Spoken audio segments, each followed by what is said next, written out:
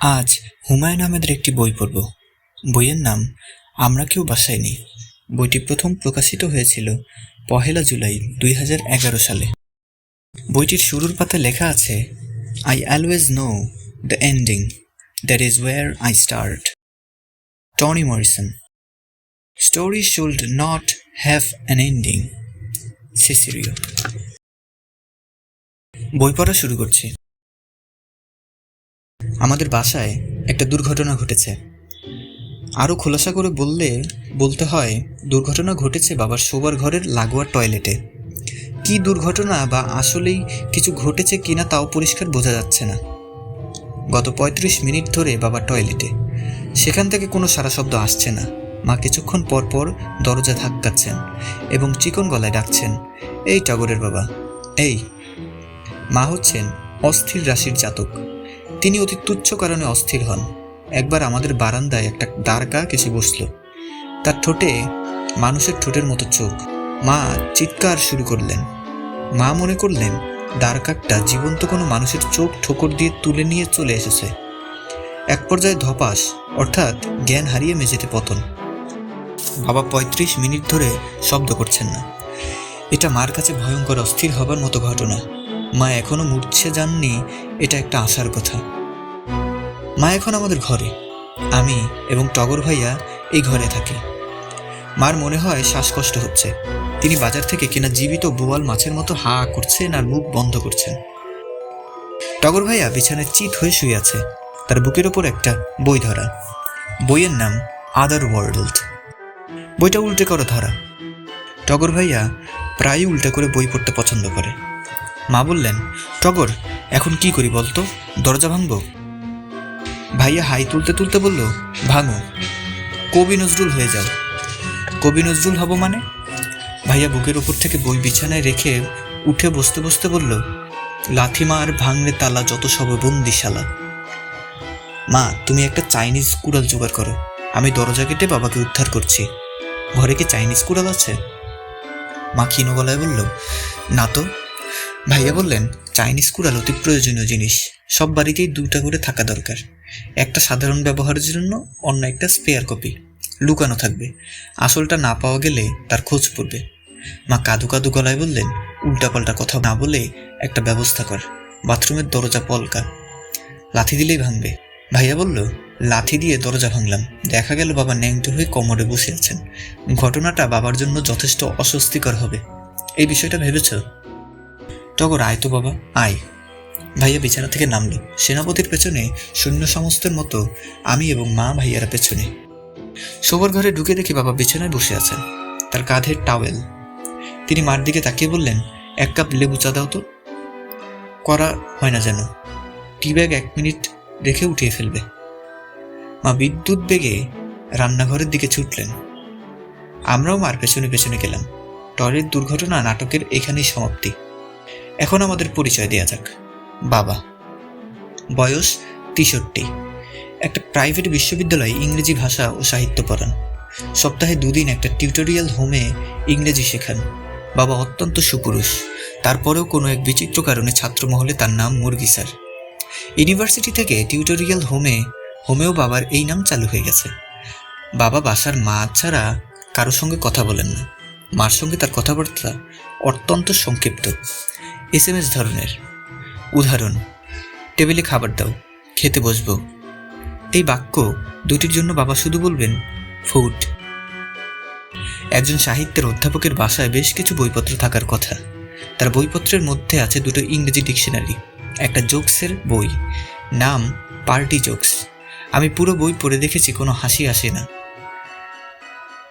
সেই বই থেকে একটা জোকের নমুনা।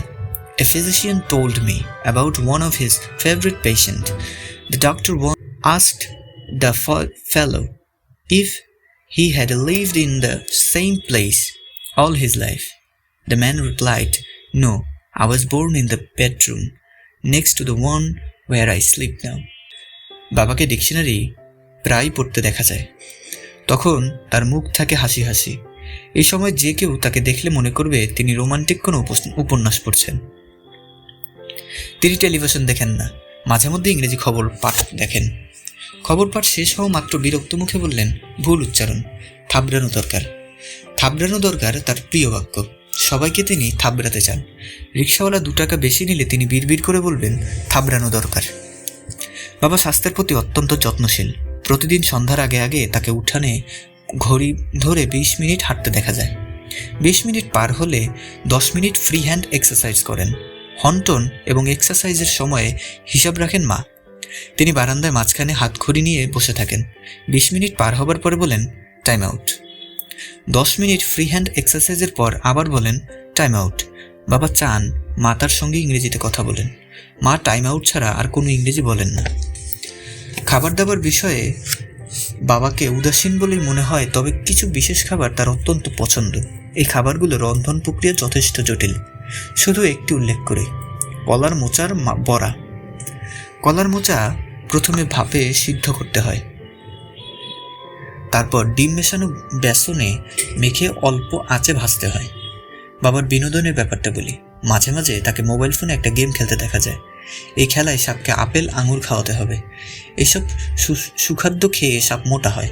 সাপ ঠিকমতো খাদ্য গ্রহণ করে না করলে বাবা চাপা গলায় বলেন, থাবড়ানো দরকার। মা ক্লাস 10-এ পড়ার সময় বাবার সঙ্গে মার বিয়ে হয়। ইচ্ছাকৃতভাবে হোক বা অনিচ্ছাকৃতভাবে হোক, বিয়ের রাতে বাবা 3টা বিড়াল মেরে ফেলেন। স্ত্রীর ইংরেজি জ্ঞান পরীক্ষার জন্য 3টি প্রশ্ন করেন। কোনোটার উত্তরই মা দিতে পারেননি। প্রশ্নগুলো, হর্নেট শব্দের মানে কি? মা ভীত গলায়, জানি না। উড অ্যাপেল কি? আরও ভীত, জানি না। বাবা, ডেইলি লাইফ মানে কি? মা ফোপাতে ফোপাতে বলেছিলেন, জানি না। মা পরে আমাকে বলেছেন, ডেইলি লাইফ মানে তিনি জানতেন। ভয়ে মাথা আউলিয়ে গিয়েছিল। বাবা, তুমি তো কিছুই জানো না, ফাজিল মেয়ে, তোমাকে থাবড়ানো দরকার। বিয়ের রাতে মা যে ভয় পেয়েছিলেন সেই ভয় এখনও ধরে রেখেছেন।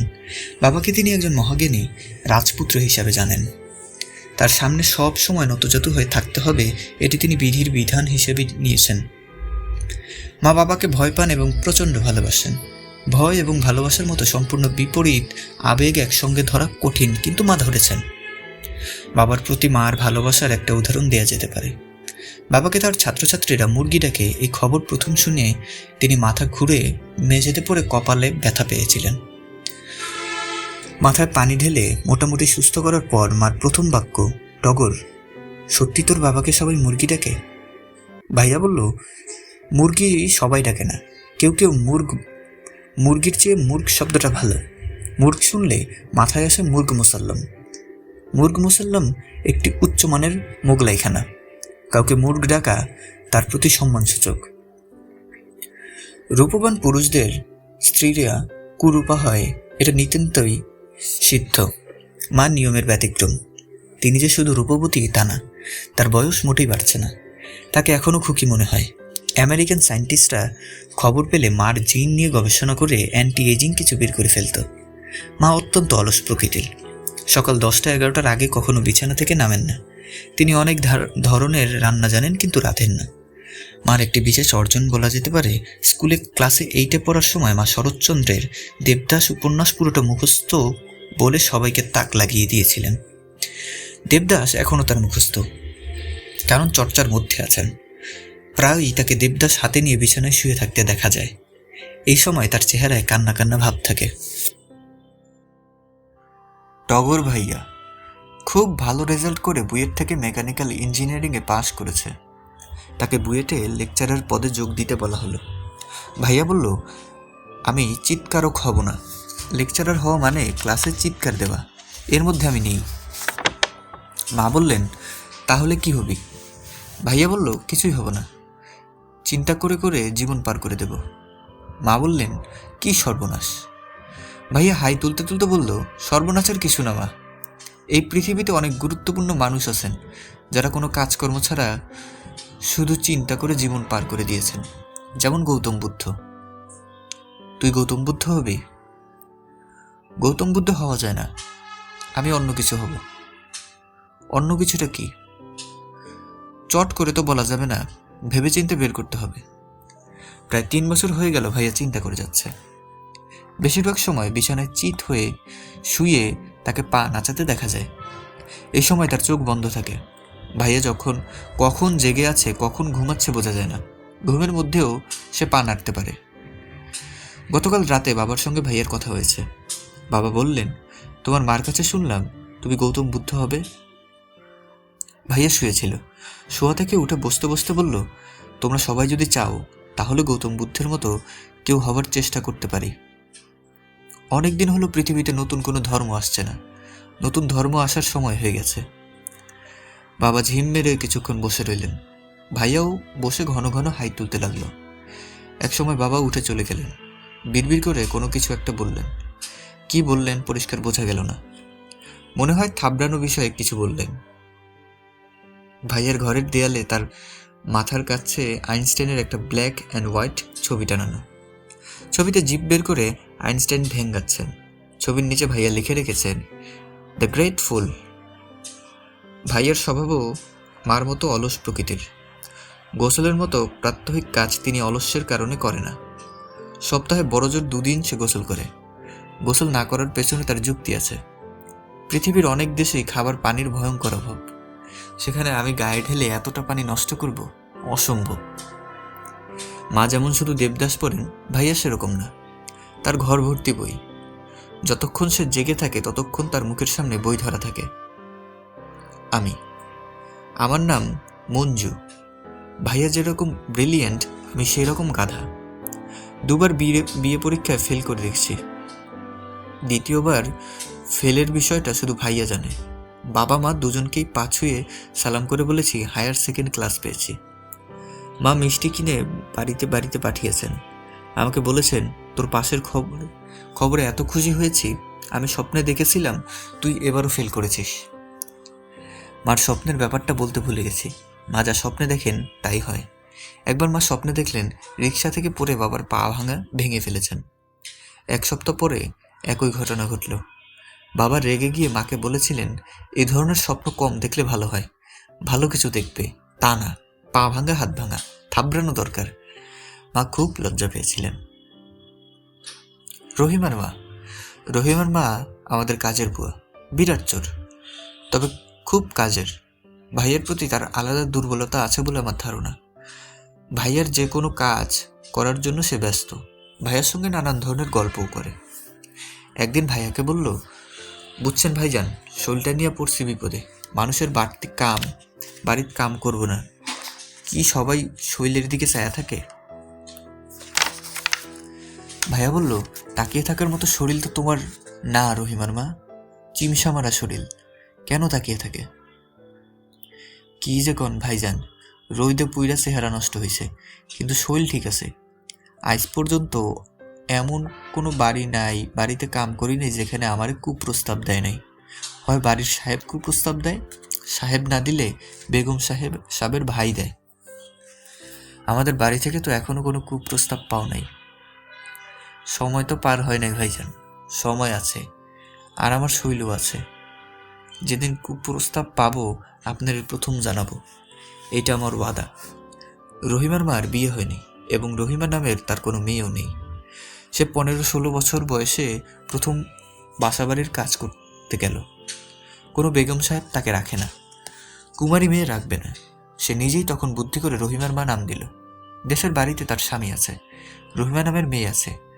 তখন চাকরি হলো। আমাদের এখানে 2 বছর ধরে আছে। পরিবারের সবার কথাই তো মোটামুটি বলা হলো। এখন যে বাড়িতে থাকি তার কথা বলি। বাড়ি একটি জীবন্ত বিষয়। বাড়ির জন্ম মৃত্যু আছে, রোগ ব্যাধি আছে। কোনো কোনো বাড়ির আত্মা আছে, আবার আত্মাশূন্য নিষ্ঠুর বাড়িও আছে। আমরা থাকি জিগাতলার বুদ্ধিজীবী স্মৃতিসৌধের কাছাকাছি, একটা গলির ভেতরে। গলির নাম সানাউল্লাহ সড়ক। সানাউল্লাহ আওয়ামী লীগের এক নেতা। গলির নামকরণ সানাউল্লাহ সাহেব নিজেই করেছেন। নিজ খরচায় কয়েক জায়গায় সাইনবোর্ড টানিয়ে দিয়েছেন। স্থানীয় বাসিন্দারা সানাউল্লাহ সড়ক বলে না, বলে মসজিদের গলি। গলির শেষ মাথায় মসজিদ আছে বলেই এই নাম। মসজিদের গলিতে বাবা 6 কাঠা জায়গায় একতলা বাড়ি বানিয়েছেন। দোতলা করার শখ আছে। শখ মিটবে এরকম মনে হচ্ছে না। বাবার জমি কেনার কিছু ইতিহাস আছে। জমিটা তিনি এবং তার এক বন্ধু ফজলু চাচা কিনেছিলেন। জমি কেনার 1 সপ্তাহের মাথায় ফজলু চাচা মারা যান। জমির রেজিস্ট্রি এবং নামজারি বাবা নিজের নামে করে নেন। ফজলু চাচার স্ত্রী তার বাচ্চা মেয়েকে নিয়ে কয়েকবার এই বাড়িতে এসেছিলেন। প্রতিবারই বাবা অতি ভদ্রভাবে বলেছিলেন, ভাবি, ফজলু এবং আমি দুজনে মিলেই জায়গাটা কিনতে চেয়েছিলাম। শেষ মুহূর্তে ফজলু টাকাটা দিতে পারেনি। টাকা নিয়ে সে রওনা হয়েছিল, এটাও সত্যি। পথে টাকা ছিনতাই হয়। ফজলু 7 দিনের মাথায় মারা যায়, টাকার শোকেই মারা যায়। ভদ্রমহিলা কাঁদতে কাঁদতে বললেন, আমার গয়না বিক্রি করা টাকা। পদ্মার বাবা বলেছিল টাকা আপনার হাতে দিয়েছে, আপনাকে শান্ত করার জন্য বলেছিল ভাবি। এতগুলো টাকা ডাকাতরা নিয়ে গেল, কাউকে বলাও তো কঠিন। ভাই, আমি এখন কি করব বলুন? পড়াশোনা 9 পর্যন্ত, কেউ তো আমাকে কোনো চাকরিও দেবে না। বিভিন্ন অফিস চেষ্টা করতে থাকুন, নতুন নতুন মার্কেট হচ্ছে, তাদের সেলস গার্ল দরকার, তারা বেতনও খারাপ দেয় না। আমিও চেষ্টা করব। বাবা যতক্ষণ কথা বলছিলেন, বাচ্চা মেয়েটা ততক্ষণ একটা কঞ্চি হাতে ছোটাছুটি করছিল। আমি বললাম, এই খুকি, কি করছো? সে বলল, আমার নাম খুকি না, আমার নাম পদ্ম। আমি বললাম, এই পদ্ম, তুমি কঞ্চি নিয়ে কি করছো? বিড়াল তাড়াচ্ছি। বিড়াল কোথায়? তোমাদের বাড়িতে অনেকগুলো বিড়াল, তুমি দেখতে পাচ্ছ না, আমি পাচ্ছি। ওই দেখো একটা কালো বিড়াল। পদ্ম কঞ্চি হাতে কালো বিড়ালের দিকে ছুটে গেল। ভাইয়ের কাছে শুনেছি 2-3 মাস পর পর ভাইয়াকে দিয়ে বাবা ফজলু চাচার স্ত্রীকে টাকা পাঠাতেন। মেয়েদের এক স্কুলে আয়া শ্রেণীর চাকরিও জোগাড় করে দিয়েছিলেন। আমাদের এই বাড়ির আর্কিটেক্ট বাবা মাঝখানে খানিকটা খালি জায়গা রেখে চারদিকে ঘর তুলে ফেলেছেন। বড় ঘর, মাঝারি ঘর, ছোট ঘর, ঘরের ছড়াছড়ি। এর মধ্যে 2টা ঘর তালাবদ্ধ। এই 2টা হলো গেস্ট রুম। গেস্ট আসে না বলে তালা খোলা হয় না। মার ধারণা, বাড়িতে কোনো ঘর দীর্ঘদিন তালাবদ্ধ থাকলে সেখানে ভূত প্রেত আশ্রয় নেয়। মা মোটামুটি নিশ্চিত তালাবদ্ধ ঘরের একটিতে একজন বৃদ্ধ ভূত বাস করে। মা অনেকবার খরম পায়ে ভূতের হাঁটার শব্দ শুনেছেন এবং খক খক কাশির শব্দ শুনেছেন। মনে হয় যক্ষা রোগাগ্রস্ত ভূত। ভূত সমাজে অসুখ বিসুখ থাকা বিচিত্র কিছু না। ভূতটা খরম পায়ে হাঁটে কেন তা পরিষ্কার না। খরম বাংলাদেশ থেকে উঠে গেছে। গ্রামের দিকেও স্পঞ্জের স্যান্ডেল। আমাদের এই ভূত অপ্রচলিত খরম কোথায় পেল কে জানে। বৃদ্ধ ভূতের কিছু কর্মকাণ্ড আমি নিজের কানে শুনেছি। আমাদের বাড়ির ঠিক মাঝামাঝি জায়গায় একটা চাপকল। এক রাতে শুনি চাপকলে চাপ দিয়ে কেউ পানি তুলছে। ঘটাং ঘটাং শব্দ হচ্ছে। বাইরে এসে দেখি ফকফকা চাঁদের আলো। চাপকলের ধারে কাছে কেউ নেই। আমি দৌড়ে ভাইয়ার ঘরে ঢুকলাম। ভূত দেখতে পাওয়া যেমন ভয়ঙ্কর, দেখতে না পাওয়াও ভয়ঙ্কর। এরপর থেকে আমি রাতে ভাইয়ার সঙ্গে ঘুমাই। কি দরকার ভূত প্রেতের ঝামেলায় যাওয়ার? ভাইয়া অবশ্যই চাপকলের একটা ব্যাখ্যা দাঁড় করেছেন। ভাইয়ের ব্যাখ্যা হচ্ছে, চাপকলের ভেতর নাকি পানি। মাঝে মধ্যে প্রাকৃতিক কারণে পানির স্তর ওঠানামা করে। এমন কোনো ঘটনা ঘটলে চাপকলের ভেতরের রিং স্ল্যাব ওঠানামা করবে। বাইরে থেকে মনে হবে অদৃশ্য কেউ চাপকল চাপছে। ভাইয়া যে কোনো বিষয়ে সুন্দর যুক্তি দিতে পারে। মাথার কাছে আইনস্টাইনের ছবি থাকায় মনে হয় এরকম হচ্ছে।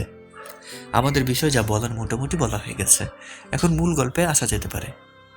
না, মূল গল্পে আসার আগেও আমাদের গাড়ি কেনার গল্পটা বলে নেই। সোমবারে বাবার 2টা ক্লাস। এই দিন তিনি সকাল 7টার আগেই বাসা থেকে বের হন। এত সকালে রহিমার মার ঘুম ভাঙে না বলে নাস্তা তৈরি হয় না। আমাকে দোকান থেকে নাস্তা নিয়ে আসতে হয়। 2টো পরোটা, বুন্দিয়া আর একটা ডিম সেদ্ধ। বাবা ডিমের কুসুম খেয়ে সাদা খোসা আমার দিকে এগিয়ে দিয়ে বলেন, লবণের ছিটা দিয়ে খেয়ে ফেল। অন্যের উচ্ছিষ্ট খাওয়া নোংরা ব্যাপার। বাবার দিকে তাকিয়ে প্রতি সোমবার আমাকে এই কাজটি করতে হয়। 2টা পরোটা তিনি খেতে পারেন না, অর্ধেকটা বেঁচে থাকে। এই অর্ধেকের ভেতর বুন্দিয়া দিয়ে তিনি রোলের মতো বানিয়ে বলেন, খেয়ে ফেল। বুন্দিয়া রোলও আমাকে খেতে হয়। সোমবার ভোর আমার জন্য অশুভ। আজ সোমবার। বাবা ইউনিভার্সিটি যাওয়ার জন্য তৈরি হচ্ছেন না। চাপকলের কাছে প্লাস্টিকের লাল চেয়ারে টিভি বিজ্ঞাপনের RFL এর চেয়ারম্যানের মতো বসে আছেন। আমি বললাম, টাকা দাও, নাস্তা নিয়ে আসি। বাবা বললেন, নাস্তা পরে হবে, তুমি আমাকে ডিকশনারিটা এনে দেয়। আমি ডিকশনারি এনে দিলাম। বাবা গম্ভীর ভঙ্গিতে ডিকশনারির পাতা উল্টাতে লাগলেন। আগেই বলেছি, মা কখনোই 10টা-11টার আগে ঘুম থেকে উঠতে পারেন না। আজ সবাই এলোমেলো। 8টার সময় মার ঘুম ভেঙে গেল। মা উঠানে এসে চিন্তিত গলায় বললেন, কি হয়েছে, ইউনিভার্সিটি যাবে না? বাবা বললেন, না। না কেন, শরীর খারাপ? বাবা ডিকশনারি বন্ধ করতে করতে বললেন, কাছে আসো, কাম ক্লোজার। মা ভীত হয়ে এগিয়ে গেলেন। বাবা ফিস ফিস করে মাকে কিছু বললেন। কি বললেন আমি শুনতে পেলাম না, তবে নিশ্চয়ই গুরুত্বপূর্ণ কোনো কথা। মার মুখের হা বড় হয়ে গেল। বুকে হাত দিয়ে ঘন ঘন নিঃশ্বাস নিতে লাগলেন। তার মাথা মনে হয় ঘুরছে। তিনি পড়ে যাওয়ার মতো ভঙ্গি করছেন। বাবা চেয়ার থেকে উঠে মাকে ধরে চেয়ারে বসিয়ে দিয়ে নিজের ঘরে চলে গেলেন। আমি মার সামনে দাঁড়ালাম। চিন্তিত করলে বললাম, মা, কোনো সমস্যা? মা বললেন, তোর বাবা গাড়ি কিনেছে, ক্রিম কালারের গাড়ি। 9টার সময় ড্রাইভার গাড়ি নিয়ে আসবে। ড্রাইভারের নাম ইসমাইল। কি কাণ্ড দেখছিস, তোর বাবা গাড়ি কিনে ফেলেছে। আল্লাহ গো, আমার এখনো বিশ্বাস হচ্ছে না। মনে হয় স্বপ্ন দেখছি। কে জানে, মনে হয় স্বপ্ন। টগরকে ডেকে তুলে গাড়ি কেনার কথা বল। এত বড় একটা ঘটনা, সে ঘুমাচ্ছে, এটা কেমন কথা? রহিমার মাকেও ডেকে তোল, সে শুনলে খুশি হবে। ভাইয়াকে বাবা নিজেই ডেকে তুললেন। গম্ভীর গলায় বললেন, তুই ইঞ্জিনিয়ার মানুষ, গাড়ির কলকবজার কি অবস্থা দেখে দে। ভাইয়া বলল, কিসের কলকবজা দেখব? গাড়ির, একটা গাড়ি কিনেছি। ভাইয়া হাই তুলতে তুলতে বলল, খামাখা গাড়ি কিনেছ কেন? বাবা হতাশ গলায় বললেন, গাড়ির প্রয়োজন আছে, এই জন্যই কিনেছি। আমার তো নানান জায়গায় যেতে হয়, তোর মতো বিছানায় শুয়ে থাকলে হয় না। ভাইয়া বলল, তুমি শুধু ইউনিভার্সিটি যাও, সেখান থেকে বাসায় আসো, তোমার জন্য রিক্সাই যথেষ্ট। নতুন গাড়ির প্রতি ভাইয়ার অনাগ্রহ মা পুষিয়ে দিলেন। তার বয়স 5 বছর কমে গেল। গলার স্বরে কিশোরী ভাব চলে এলো। আমাকে আহ্লাদি গলায় বললেন, তোর বাবা বলেছে আমাকে নিয়ে লং ড্রাইভে যাবে। শাড়ি কোনটা পরবো বলতো? বিয়ের শাড়িটা পরবো? পরতে পারো। বাবাকে ভুলিয়ে ভালিয়ে শেরওয়ানি পাগড়ি পরিয়ে দাও। মা বললেন, ঠাট্টা করিস না, চট করে যা, মসজিদের ইমাম সাহেবকে নিয়ে আয়, নতুন গাড়িতে দোয়া বক্সে দেবেন। ইমাম বাইরে থেকে আনতে হলো না, গাড়ির সঙ্গে চলে এলো। গাড়ির ড্রাইভার ইসমাইলকে দেখে মনে হলো দেওবন্ধ মাদ্রাসার শিক্ষক। হাঁটুর গোড়ালির ওপর পায়জামা, সবুজ পাঞ্জাবি হাঁটু ছাড়িয়ে অনেক দূর নেমে গেছে। মুখ ভর্তি চাপদারি, চোখে সুরমা। নামাজ পড়ে কপালে স্থায়ী দাগ ফেলে দিয়েছে। ভাইয়া হুড খুলে গাড়ির ইঞ্জিন পরীক্ষা করে বলল, ইঞ্জিন তার জীবনের শেষ প্রান্তে চলে এসেছে। যে কোনো দিন ফোঁস করে নিঃশ্বাস ফেলে ইন্তেকাল করবে, অর্থাৎ ইঞ্জিন বসে যাবে। এই যে বসবে, আর উঠবে না। বাবা কি মনে করে এই আবর্জনা কিনলো? ড্রাইভার ইসমাইল বললেন, ইঞ্জিন খুব ভালো অবস্থায় আছে ভাইজান, বাঘের বাচ্চা ইঞ্জিন। ভাইয়া বলল, বাঘের হলে খুবই ভালো কথা, হালুম হালুম করে গাড়ি চলবে, মন্দ কি? বাবা এবং মা বিয়ের বেনারসি পরে, মা বিয়ের বেনারসি পরে বাঘের বাচ্চা ইঞ্জিনের গাড়িতে করে বের হলেন। রহিমার মা ঠোঁটে লিপস্টিক মেখে তাদের সঙ্গে গেল। সে বসলো ড্রাইভারের পাশে। তার গাম্ভীর্য দেখার মতো। তার হাতে টকটকে লাল রঙের ভ্যানিটি ব্যাগ। 2 ঘন্টা পার করে ভাড়া করা সিএনজিতে 3 জন ফিরল। 3 জনেরই মুখ গম্ভীর। রহিমার মার চোখে পানি। বাবার নতুন কেনা গাড়ির ইঞ্জিন বসে গেছে। ড্রাইভার ইসমাইল গাড়ি ঠেলে নিয়ে গেছে গ্যারেজে। যাই হোক, বাঘের বাচ্চা ইঞ্জিন ঠিক করা হয়নি। যে টাকায় বাবা তার ইউনিভার্সিটির প্রক্টরের কাছ থেকে গাড়ি কিনেছেন, তার কাছাকাছি টাকা লাগবে ইঞ্জিন সারাতে। এই টাকা বাবার কাছে নেই। গাড়ি এখন বাসায়। ড্রাইভার ইসমাইল রোজ এই গাড়ি ঝাড়পোছ করে। সপ্তাহে 1 দিন গাড়ির গোসল হয়। নিজের টাকায় সে একটা এয়ার ফ্রেশনার কিনে গাড়িতে লাগিয়েছে। নষ্ট গাড়ি আমাদের বাসায় মহা যত্নে আছে। রহিমার মাকে প্রায় সেজেগুজে নষ্ট গাড়ির পেছনের সিটে বসে থাকতে দেখা যায়। এখন গাড়ির ড্রাইভার ইসমাইল সম্পর্কে কিছু তথ্য দিয়ে মূল গল্পে চলে যাব। ইসমাইল আমাদের সাম্প্রতিক অন্তর্ভুক্ত পারিবারিক সদস্যদের একজন। ইসমাইল বাড়ি নেত্রকোনার ধুন্দুল গ্রাম, শেওড়াপাড়া থানা। অতি ধার্মিক, ফজরের নামাজের পর কোরআন পাঠ দিয়ে সে দিন শুরু করে। কোনো নামাজের ওয়াক্ত আজান না দিলে সে মাগরিবের আজান দেয়। প্রায় শোনা যায় সে রোজা। বাসার কিছু কাজকর্মে সে সাহায্য করে, যেমন বাজার করা, উঠান ঝাড় দেয়া, টবে পানি দেওয়া। তার একটি কর্মদক্ষতার ভাইয়া মুগ্ধ। ইসমাইল একা মুরগি জবাই করতে পারে।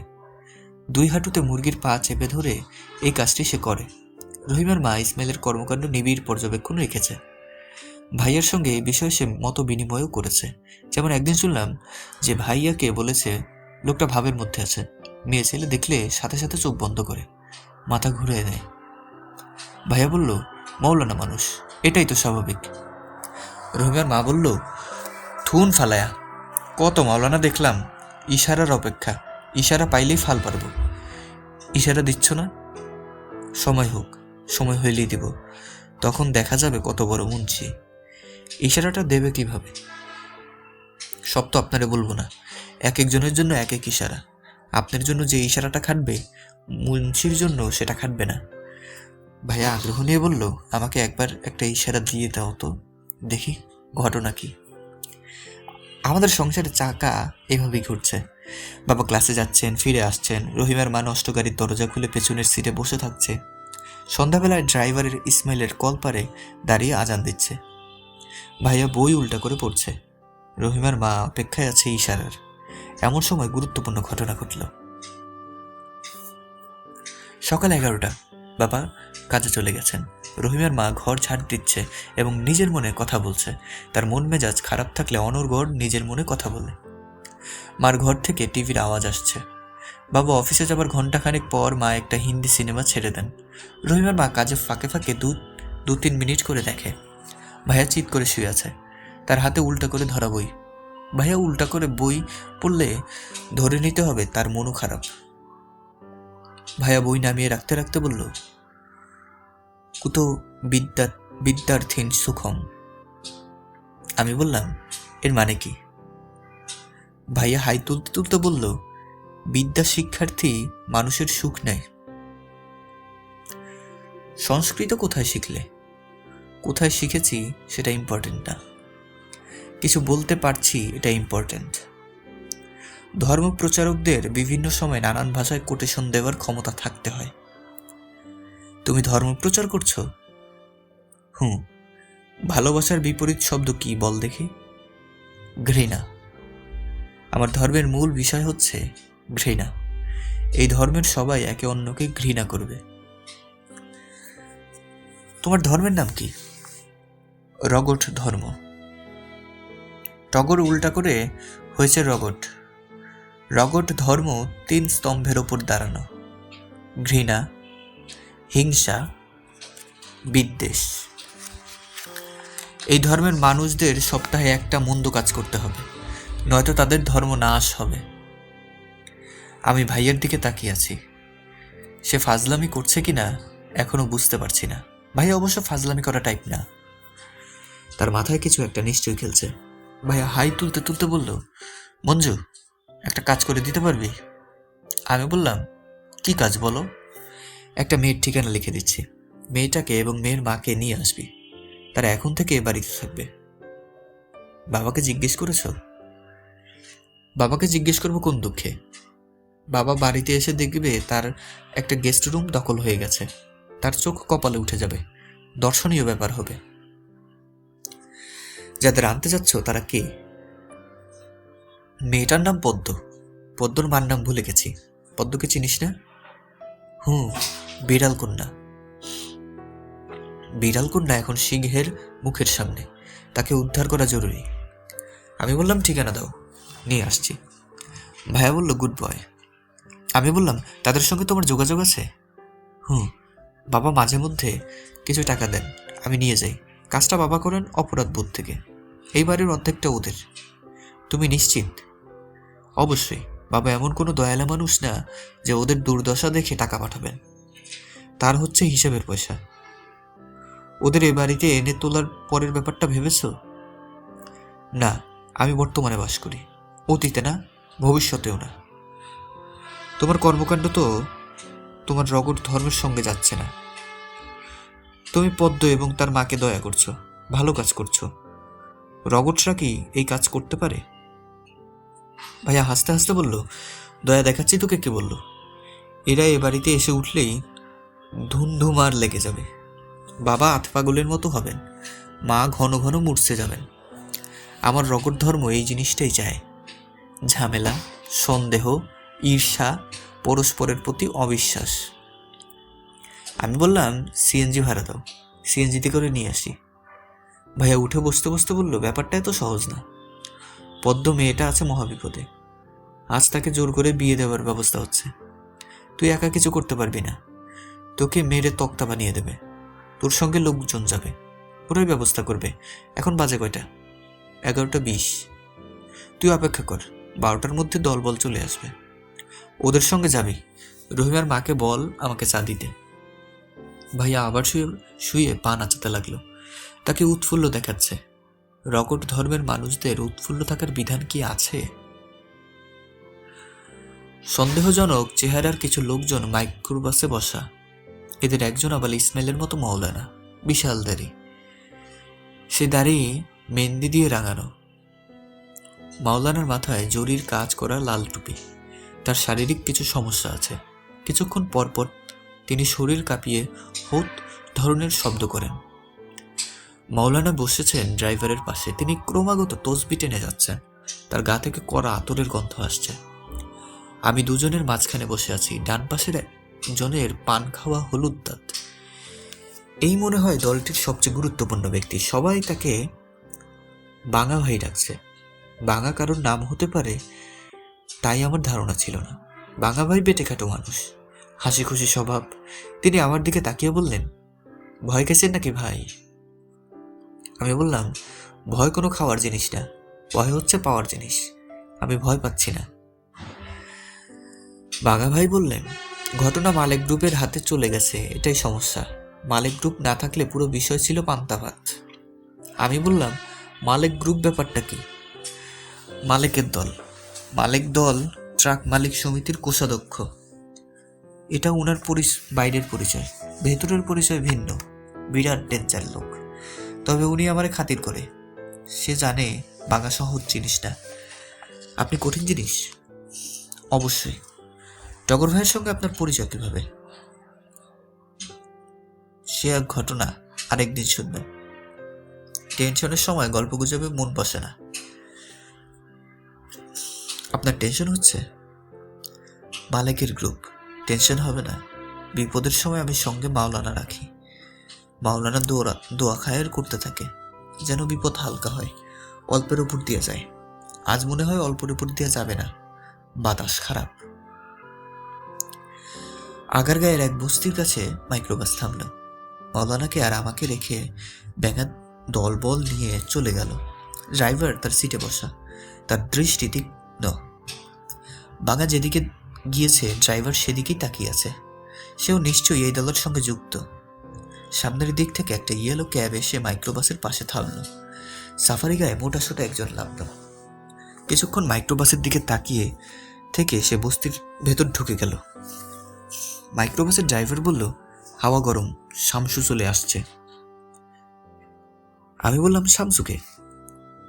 ভেজালের জিনিস। শামসু আছে আর ভেজাল হয় নাই এমন কোনোদিন ঘটে নাই। কিরকম ভেজাল? লাশ পড়ে যায়, এই হলো ভেজাল। আমি হতভম্ব। ঘটছেটা কি? ড্রাইভার বলল, ভাইজান আপনি ভয় খাইয়েন না, বিপদ দেখলে গাড়ি টান দেব। আপনারে বিপদের বাইরে রাখার অর্ডার দিছে। অর্ডার কে দিয়েছে? টগর ভাই। ড্রাইভার মধুর ভঙ্গিতে হাসলো। আমার প্রশ্নের জবাব না দিয়ে বলল, সিগারেট ধরান। সিগারেটের ধোয়া টেনশনের আসল ওষুধ। আমি সিগারেট খাই না। খান না, ভালো কথা, আজ খান, দেখেন টেনশন কেমনে কমে। টেনশনে গাঁজা খেলে টেনশন বাড়ে। সিগারেট গাঁজা দুটোই ধোয়া, কাজ দুরকম। ড্রাইভার সিগারেটের প্যাকেট বাড়িয়ে দিল। আমি সিগারেট ধরিয়ে কাছতে কাছতে বললাম, আপনি তো খাচ্ছেন না। টেনশন নাই, খামাখা কি জন্য সিগারেট খাবো? গাড়ি থেকে বস্তির জীবনযাত্রা স্বাভাবিকভাবেই মনে হচ্ছে। বড় কিছু ঘটছে এমন কোনো আলামত দেখতে পাচ্ছি না। আধা ন্যাংটা ছেলেপুলে হুটোপুটি করছে, সাইকেলের চাকা দিয়ে খেলছে। খেলার উত্তেজনা ছাড়া এদের মধ্যে বাড়তি কোনো উত্তেজনা নেই। কালো মাটির হাঁড়ি নিয়ে একজন চাক ভাঙা মধু বিক্রি করছে। বস্তির মহিলাদের কেউ কেউ দরদাম করে কিনছে। মধুর সঙ্গে তারা চাকের একটা অংশও পাচ্ছে। এক বৃদ্ধকে দেখা গেল গাই দোয়াচ্ছে। বস্তিতে গ্রাম বাংলার খানিকটা উঠে এসেছে। মাইক্রোবাসের পাশে জিন্সের প্যান্ট এবং কালো কলারওয়ালা নীল গেঞ্জি পরা মধ্যবয়স্ক এক লোক এসে দাঁড়ালো। তার গেঞ্জিতে অ আ ক খ লেখা।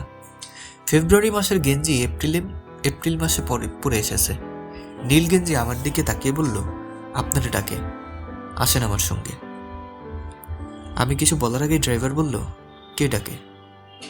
শামসু ভাই ডাকে। শামসু ভাই ডাকলে উনি অবশ্যই যাবেন, কিন্তু শামসু ভাই যে ডাকে সেটা বুঝবো কেমনে?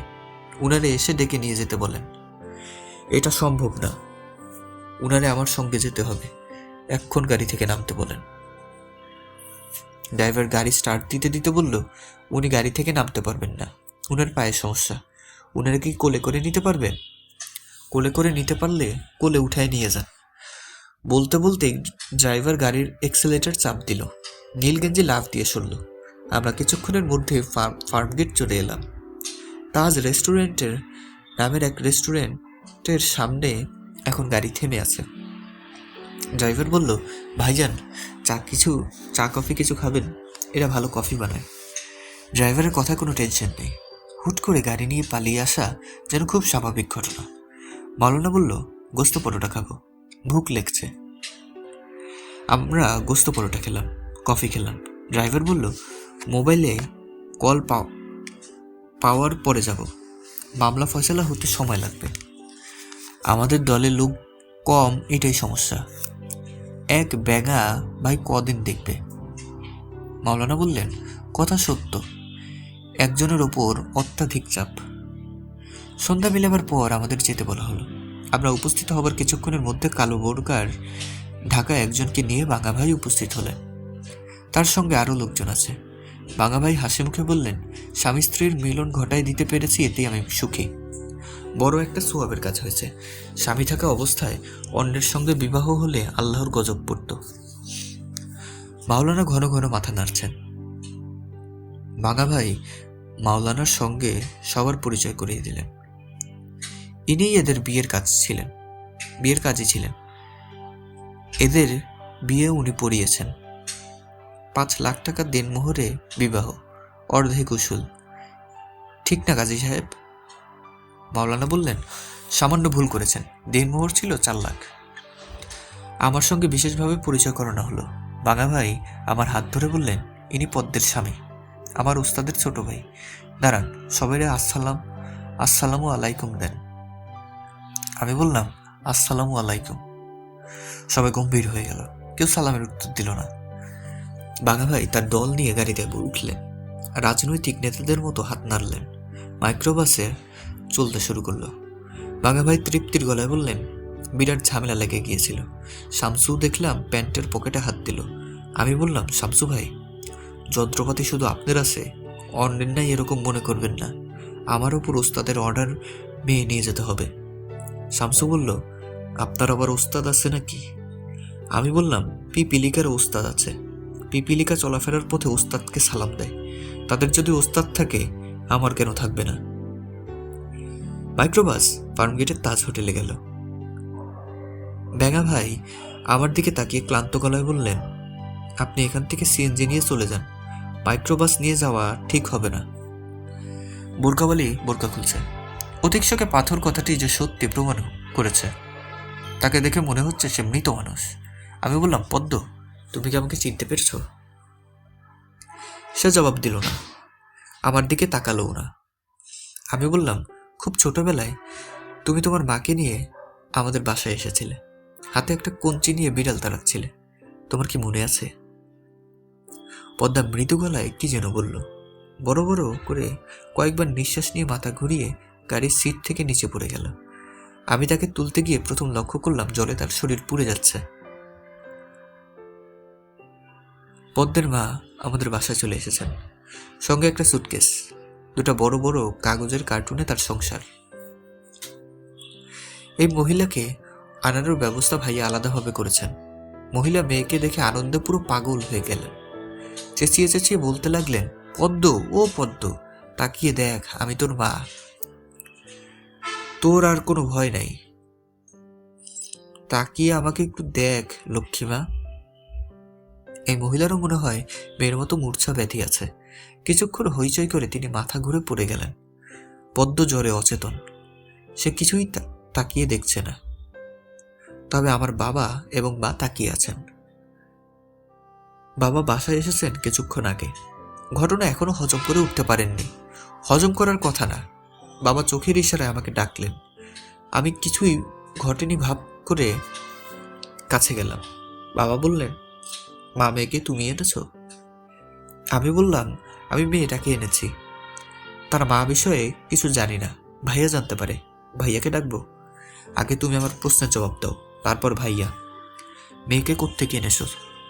আগারগাঁও একটা বস্তি আছে, সেখান থেকে উদ্ধার করা হয়েছে। তাকে জোর করে এক ট্রাক ড্রাইভারের সঙ্গে বিয়ে দেওয়া হচ্ছিল। সমাজের হিত করার চেষ্টা। হ্যাঁ। অভিযানে বের হচ্ছ, এই বিষয়টা আমাকে জানানোর প্রয়োজন বোধ করলে না? গোপন অভিযান তো বাবা, জানানো যাচ্ছিল না। তোমার ভাইয়াকে আমার শোবার ঘরে আসতে বলো। আমিও কি সঙ্গে আসবো? আসতে পারো। রাত 8:10। আমরা বাবার শোবার ঘরে। লোডশেডিংয়ে কারেন্ট চলে গেছে বলে মোমবাতি জ্বালানো হয়েছে। মার শ্বাসকষ্ট শুরু হয়েছে, তিনি বিছানায় শুয়ে আছেন। আমরা দুই ভাই তার পায়ের কাছে খাটে পা ঝুলিয়ে বসেছি। ভাইয়া পা দোলাচ্ছেন, আমি দোলাচ্ছি না। বাবা আমাদের থেকে 7-8 ফুট দূরে একটা প্লাস্টিকের লাল চেয়ারে বসেছেন। তিনি জাত সাহেবের ভাব ধরার চেষ্টা করছেন। মোমবাতির রহস্যময় আলোর জন্য তার জাত সাহেব ভঙ্গিটা ফুটছে না, তাকে বরং অসহায় লাগছে। বাবা ভাইয়ের দিকে তাকিয়ে বললেন, টগর, তোমার কিছু বলার আছে? ভাইয়া পা দোলাতে দোলাতে বলল, না। এত বড় একটা ঘটনা তোমরা দুই ভাই মিলে ঘটালে, এখন বলছো তোমাদের কিছু বলার নেই। ভাইয়া বলল, আমি বলেছি আমার কিছু বলার নেই। মঞ্জুর বলার কিছু আছে কিনা এটা সে জানে, আমার জানার কথা না। আমি সঙ্গে সঙ্গে বললাম, আমার কিছু বলার নেই বাবা। বাবার মধ্যে দিশাহারা ভাব দেখা গেল। তিনি কোন দিক দিয়ে এগোবেন তা বুঝতে পারছেন না। ভাইয়া বলল, বাবা আমি উঠি, পদ্ম মেয়েটার অনেক জ্বর, ওকে ডাক্তার দেখাতে হবে কিংবা হাসপাতালে ভর্তি করাতে হবে। বাবা বললেন, তোমার মারও তো ঘটনা দেখে শ্বাসকষ্ট শুরু হয়েছে, তাকেও তো হাসপাতালে ভর্তি করাতে হতে পারে। ভাইয়া বলল, মাকে ভর্তি করাতে হলে ভর্তি করাবো। পদ্ম আর মা পাশাপাশি দুই বেডে শুয়ে থাকলো। বাবা হঠাৎ গলার স্বর কঠিন করে বললেন, আমার একটা প্রশ্নের জবাব দিয়ে তারপর যেখানে ইচ্ছা সেখানে যাও। তুমি কোন সাহসে মা মেয়েকে এখানে এনে তুললে? ভাইয়া বলল, সাহস দেখানোর জন্য এখনো আমি আনিনি বাবা, মানবিক কারণ এনেছি। ওরা ভয়ঙ্কর অবস্থায় পড়েছিল, সেখান থেকে উদ্ধার পেয়েছে। তাছাড়া এই বাড়ির অর্ধেক মালিক তো তারা। তার মানে পদ্মর বাবা অনেক কষ্ট করে জমি কেনার অর্ধেক টাকা দিয়েছিলেন। বেচারা মারা যাওয়ার তোমার জমি দখলের সুবিধা হয়েছে। তুমি বলতে চাচ্ছ আমি অন্যায়ভাবে একজনের টাকা মেরে দিয়েছি? কি কারণে এই ধারণা হলো? ঘটনা বিশ্লেষণ করে এরকম পাওয়া যাচ্ছে বাবা। ঘটনা বিশ্লেষণ করে ফেলেছ? তুমি পাপ করেছ, তার ফল ভোগ করেছ। কি ফল ভোগ করছি? তুই অপদার্থ পুত্রের জন্ম দিয়েছ, তোমার ছাত্রছাত্রীদের কাছ থেকে মুরগি নামে খ্যাতি লাভ করেছ। আরো শুনবে? বাবা চোখ মুখ শক্ত করে রাখলেন। ভাইয়া বলল, আরেকটা ইন্টারেস্টিং কথা বলি বাবা। তালাবদ্ধ ঘরে একজন বৃদ্ধা ভূত থাকে বলে মার ধারণা। ভূতটা খক খক করে কাশে। মার দৃঢ় বিশ্বাস এই ভূতটা পদ্মর বাবা। তিনি জমির টানে এখানে নাজেল হয়েছেন। ভূত ঠান্ডা রাখার প্রয়োজন আছে। এখন তিনি আর কাশবেন না, খরম পায়ে হেঁটে মাকে ভয় দেখাবেন না। বাবা ইংরেজিতে একটা দীর্ঘ গালি দিলেন। তিনি ইংরেজি ভাষা এবং সাহিত্যের শিক্ষক, তার গালি ইংরেজিতেই হবার কথা। বাবার গালির বাংলা ভাষ্য হলো, এই কুকুরি পুত্র, ঘর থেকে এই মুহূর্তে বিদায় হ, আর যেন তোকে না দেখি। কালি শুনে ভাইয়া সুন্দর করে হাসলো। হাসতে হাসতে বলল, কালে হয়াং নিরাবধি বিপুলা চ পৃথিবী। এর অর্থ হলো অন্তকাল এবং বিশাল পৃথিবী রহিয়াছে। বাবার ঘর থেকে আমার দু ভাই চলে আসছে। বাবা পেছন থেকে স্যান্ডেল ছুঁড়ে মারলেন। ভাইয়া আগে আগে যাচ্ছিলেন বলে স্যান্ডেল ভাইয়ার গায়ে লাগলো না, আমার গায়ে লাগলো। দৃশ্যটা দেখলো রহিমার মা। সে আমাকে সান্ত্বনা দিয়ে বলল, পিতামাতার হাতে স্যান্ডেলের বাড়ি খাওয়া বিরাট ভাগ্যের ব্যাপার। যে জায়গায় বাড়ি পড়েছে সেই জায়গা বেহেশতে যাবে। পদ্ম এবং তার মা এ বাড়িতে আছে গত 10 দিন ধরে। পদ্মর মার নাম সালমা, ভাইয়া তাকে ডাকছেন ছোট মা। আমি ভাইয়াকে জিজ্ঞেস করলাম, ওনাকে ছোট মা ডাকছো কেন? ভাইয়া উদাস গলায় বলল, ঝামেলা লাগানোর জন্য ছোট মা ডাকছি। রগট ধর্মের অনুসারীরা ঝামেলা লাগাবে, এটাই তো স্বাভাবিক। আমার ছোট মা ডাক শুনে বাবা আগুন লাগা মরিচ বাতির মতো বিড় করে চলবেন। মা ঘন ঘন ফিট হবেন। মজা না? দেখ কেমন ঝামেলা লাগে। ঝামেলা ভালো মতোই লেগেছে। পদ্ম পরিবারের 10 দিন পার করার পর আমাদের সবার গতি ও অবস্থান জানানো যেতে পারে। যদিও কোনো কিছুরই গতি এবং অবস্থান একসঙ্গে জানা যায় না। গতি জানলে অবস্থান বিষয়ে কিছু অনিশ্চয়তা থাকে, আবার অবস্থান জানলে গতির অনিশ্চয়তা। এইসব জ্ঞানের কথা ভাইয়ের কাছ থেকে শোনা। বাবা তার উঠানে চক্রাকার হন্টন এবং ফ্রি হ্যান্ড এক্সারসাইজ এই কদিন বন্ধ। ভাইয়ের সঙ্গে তিনি কয়েকটা গোপন বৈঠক করেছেন। তাদের মধ্যে কি কথাবার্তা হয়েছে জানি না। ভাইয়াকে জিজ্ঞেস করেছিলাম, ভাইয়া কিছু বলেনি, শুধু মধুর ভঙ্গিতে হেসেছে। বাবার সঙ্গে আমার একবারই কথা হয়েছে। তিনি আমাকে বলেছেন, তোমার বড় ভাই পদ্মর মাকে ছোট মা ডাকছে কেন? আমি জানি না বাবা, তুমি কি ডাকো? ওনার সঙ্গে আমার এখনো কোনো কথা হয়নি বলে কিছু ডাকার প্রয়োজন হয়নি। প্রয়োজন হলে কি ডাকবো? তুমি যা ডাকতে বলবে তাই ডাকবো। নাম ধরে ডাকতে বললে সালমা ডাকবো। তোমার বড় ভাইকে আমি মঙ্গলবার পর্যন্ত সময় দিয়েছি, এটা জানো? না, মঙ্গলবার দুপুর 12টার মধ্যে সে বাড়ি ছেড়ে চলে যাবে। ভাইয়া রাজি হয়েছে? তার রাজি হওয়ার কি আছে? This is my house. তুমি যদি মনে করো তুমি তোমার ভাইয়ের সঙ্গে চলে যাবে, তুমিও যেতে পারো। জি আচ্ছা বাবা। বিয়ে পাশ করে ঘরে বসে আছো কেন? নড়াচড়া করবে না? বাবা চাকরি খুঁজছি বাবা। একটা মনে হয় পেয়েও যাব। ইন্টারভিউ ভালো হয়েছে। কি চাকরি? শকুন সুমারির চাকরি। একটা এনজিওর সঙ্গে কথাবার্তা প্রায় ফাইনাল হয়ে গেছে। এনজিওর কাজ হচ্ছে বাংলাদেশের শকুনের পরিসংখ্যান করা। ফাজলামি করছো? জি না বাবা, এনজিওর নাম সেভ দ্য বেঙ্গল ভলটিয়ার, বাংলায় শকুন বাঁচাও। বাবার চোখ দেখেই বোঝা যাচ্ছে তিনি মরিচ বাতির মতো জ্বলছেন। মা পুরোপুরি শয্যা নিয়েছেন। আগে তার হাঁপানি গ্যাপ দিয়ে হতো, এখন মেগা সিরিয়ালের মতো প্রতিদিনই হচ্ছে। হাঁপানির সঙ্গে যুক্ত হয়েছে কাশি, সারাক্ষণই খক খক। মা ঘন ঘন আমাকে ডেকে পাঠান এবং ঘণ্টাখানেক কথা বলে নেতিয়ে পড়েন। প্রতিদিনই কথা শুরু হয় কাক দিয়ে এবং শেষ হয় পদ্মের মা দিয়ে। মঞ্জু শোন, সেদিন ওই হারামজাদা কাকটা মানুষের চোখ ঠোঁটে নিয়ে বারান্দায় এসে বসেছে, সেদিনই বুঝেছি আমার সব শেষ। মা তুমি শোনো, মানুষের চোখ ওই কাক কোথায় পাবে? মরা গরু ছাগলের চোখ নিয়ে আসছে। ওইটা ছিল মানুষের চোখ, গরু ছাগলের চোখ আমি চিনি। আমি কচি খুকি না। এখন বল টগর কেন পদ্মর মাকে ছোট মা ডাকে? জানি না মা, আমার মনে সন্দেহ তোর বাবা ওই মহিলাকে গোপনে বিয়ে করেছে। টগর বিষয়টা জানে বলে তাকে ছোট মা ডাকে। হতে পারে না, এইটাই ঘটনা। টগর চিন্তা ভাবনা ছাড়া কিছু করে না। সারা জীবন ফার্স্ট সেকেন্ড হওয়া ছেলে। ছোট মা ডাকা উচিত বলেই সে তাকে ছোট মা ডাকছে। আমি বললাম, এখনো আমি কি ওনাকে ছোট মা ডাকবো? কথাবার্তার এই পর্যায়ে মার হাঁপানির টান প্রবল হলো। তিনি ডাঙার বোয়াল মাছের মতো একবার হাঁ করছেন, একবার মুখ বন্ধ করছেন। একজন খাবি খাওয়া মানুষের পাশে বেশিক্ষণ বসে থাকা যায় না। আমি উঠে পড়লাম। মা বলল, যাচ্ছিস কোথায়? বসে থাক। টগরকে জিজ্ঞেস করে জানতে পারবি তোর বাবা ওই মহিলাকে বিয়ে করেছে কিনা। তুমি সরাসরি বাবাকে জিজ্ঞেস করো। তোর বাবাকে এরকম কথা কিভাবে জিজ্ঞেস করব? ইংরেজিতে জিজ্ঞেস করো।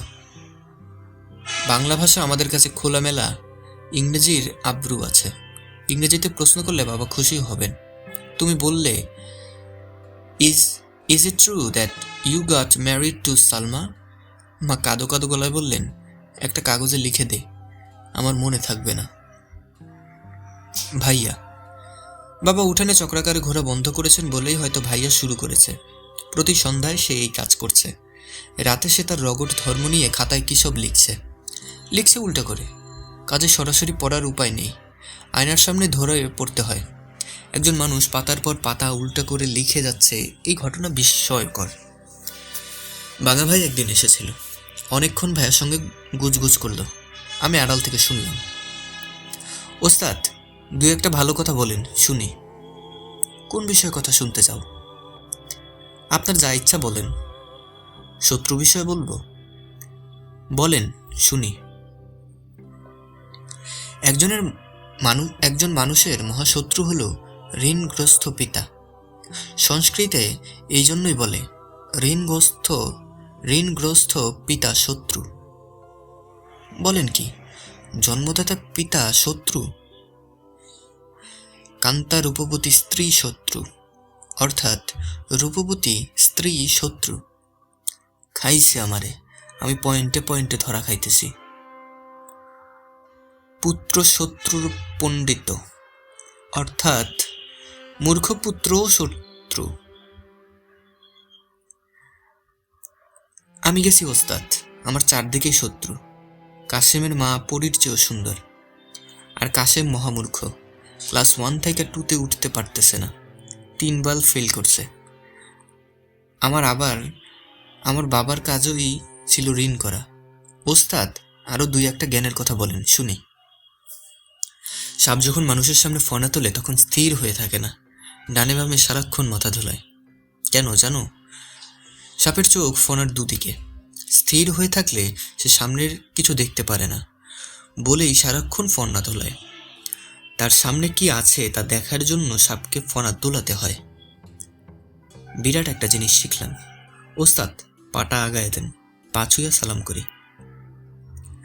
ভাইয়াকে তার অদ্ভুত বন্ধুদের কথা জিজ্ঞেস করেছিলাম। ভাইয়া বলল, ওদের মাথায় শুধু একটা বিষয় আছে, তার নাম অপরাধ। ওরা সিঙ্গেল স্ট্রাইক হয়ে গেছে। অপরাধ ছাড়া আর কিছুই এরা ভাবতে পারে না। তাদের মাথার পুরোটাই খালি। সেই শূন্য মাথায় বুদ্ধিমান মানুষ অনায়াসে ঢুকে ওদের নিয়ন্ত্রণ করতে পারে। আমি তাই করছি। তুমি কি ক্রিমিনাল? আমরা সবাই ক্রিমিনাল। মানুষ হয়ে জন্মানোর প্রধান শর্তই হচ্ছে তাকে ক্রিমিনাল হতে হবে। তাহলে মহাত্মা গান্ধীও ক্রিমিনাল? ভাইয়া হাসতে হাসতে বলল, তুই আমার সঙ্গে তর্ক করতে আসবি না, তর্কে পারবি না। রহিমার মা গত কয়েকদিন ধরে ঠোঁটে লাল লিপস্টিক দিচ্ছেন। অনেক সময় নিয়ে ভাইয়ার ঘর ঝাড় দিচ্ছেন, ঘর মুছছে। ভাইয়া একদিন তাকে বলল, রহিমার মা, ঠোঁটে লিপস্টিক দেওয়ার জন্য তোমার চেহারায় বেশ্যা ভাব চলে এসেছে, তোমাকে দেখাচ্ছে বেশ্যাদের মতো। হতভম্ব রহিমার মা বলল, ভাইজান, এটা কি কন? যেটা সত্যি সেটা বললাম। তুমি ঠোঁটে শুধু যে লিপস্টিক দিয়েছ তা না, গায়ে এক গাদা সস্তা সেন্ট মেখেছ। সস্তা সেন্ট থেকে পচা বিষ্ঠার গন্ধ আসে। তোমার গা থেকে পচা বিষ্ঠার গন্ধ আসছে। বিষ্ঠা কি? বিষ্ঠা হচ্ছে গু। তুমি আমার ঘর থেকে বের হও, গুয়ের গন্ধে তুমি আমার ঘর গান্ধা করে ফেলেছ। ভাইয়ের কথা শুনে রহিমার মা সেদিন আর কোনো কাজকর্ম করল না।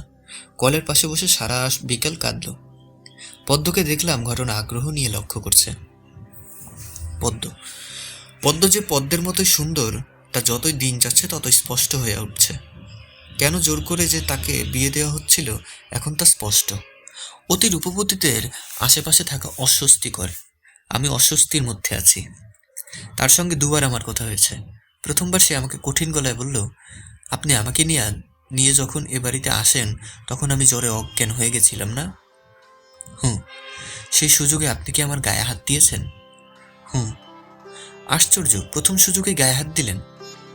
তুমি সিট থেকে নিচে পড়ে গিয়েছিলে, তোমাকে টেনে সিটে তুলতে হয়েছে। গায়ে হাত না দিয়ে সেটা করা সম্ভব ছিল না। গায়ে হাত দেওয়ার একটা অজুহাতও বের করে ফেললেন। আমি লক্ষ্য করেছি প্রায়ই আমার দিকে ড্যাব ড্যাব করে তাকিয়ে থাকেন। আরেকবার এরকম দেখলে উলের কাঁটা দিয়ে চোখ গেলে দেব। স্ত্রীর দিকে ড্যাব ড্যাব করে তাকিয়ে থাকা তো দোষের কিছু না। স্ত্রী মানে আরেকবার এই ধরনের রসিকতা করলে গলা টিপে মেরে ফেলব। দ্বিতীয় দফায় তার সঙ্গে যে কথা হলো তা হলো, আপনাদের ওই কাজের মেয়ে রহিমার মা, তাকে দেখলাম আপনার ভাইয়ের ঘর থেকে বের হয়ে সারা বিকেল কলের পাড়ে বসে কেঁদেছে। ঘটনা কি? রহিমার মা ভাইয়ের প্রেমে পড়েছে, এই হলো ঘটনা। কাজের ঝির সঙ্গে আপনার ভাইয়ের প্রেম? একপক্ষীয় প্রেম। ভাইয়া এখনো কোনো সারা শব্দ করছে না, তবে করতেও পারে। ভাইয়াকে বোঝা মুশকিল। আপনি এমনভাবে কথা বলছেন যেন এইটা ঘটনাই না। বড়লোকের মেয়ে যদি প্রেমে পড়তে পারে তাহলে কাজের বুয়াও প্রেমে পড়তে পারে। আমার গা ঘিন ঘিন করছে। তাহলে যাও, গোসল করে ফেলো। সাবান ডলা দিয়ে হেভি গোসল করলে গা ঘিন ঘিন দূর হবে।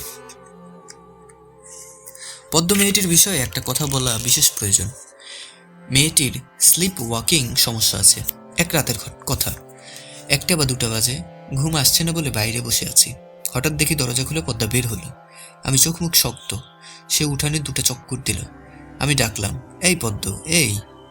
সে ফিরে তাকালো না, আবার নিজের ঘরে ঢুকে গেল। ভাইয়ের ছোট মা। এই মহিলার বিষয়ে প্রথম কথা হচ্ছে ওনার গলার স্বর অস্বাভাবিক মিষ্টি। আমি এত মিষ্টি কণ্ঠস্বর আগে শুনিনি। এমন মিষ্টি কণ্ঠস্বরের মহিলা কিন্তু আচার আচরণ কঠিন। তার একমাত্র কাজ মেয়েকে চোখে চোখে রাখা। পদ্ম যেখানে যাচ্ছে উনি তার পেছনে পেছনে যাচ্ছেন। কানায় কানায় পূর্ণ কলসির মতো তারা অন্তর হিংসায় পূর্ণ। মহিলা ভাইয়ার রগট ধর্মে যোগ দিতে পারেন। তার সঙ্গে আমার একদিনেই কথা হয়েছে। তিনি আমাকে ঘরে ডেকে নিয়ে বলেছেন, তোমার বড় ভাইকে ডেকে বলবে সে যেন আমাকে ছোট মা না ডাকে। মামা খেলার অর্থ আমি জানি। আমি বললাম, কি অর্থ বলুন? আমাকে ভজানো, আমাকে ভজিয়ে আমার মেয়ের কাছে যাওয়া। আমি সরল মুখ খুলে বললাম, অন্যের বউয়ের কাছে ভাইয়া যাবে না। এইসব ঝামেলা ভাইয়ের মধ্যে নেই। অন্যের বউ মানে? তুমি কি বলছো? পদ্মর আমার সঙ্গে বিয়ে হয়েছে। 4 লাখ টাকা দেনমোহর, অর্ধেক উসুল।